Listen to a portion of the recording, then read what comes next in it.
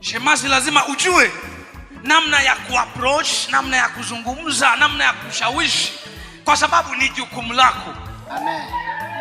Mchungaji hawezi kujisifia kama ambavyo Mungu hawezi kujisifu. Anahitaji watu wa kumpa sifa. Kwani hujui uzuri wa mchungaji wako?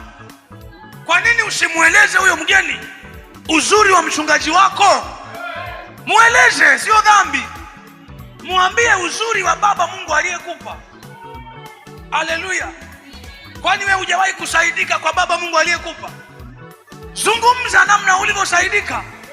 Mwambie, mimi nakumbuka wakati fulani nilikuwa na changamoto fulani, Mungu huyu aliyenileta hapa. Anyway, tusiongee sana. Hongera kuja hapa. Anaona fahari kukaa. Na kila mtu ndani ya kanisa ni kiongozi wa kanisa. Ukiona shemasi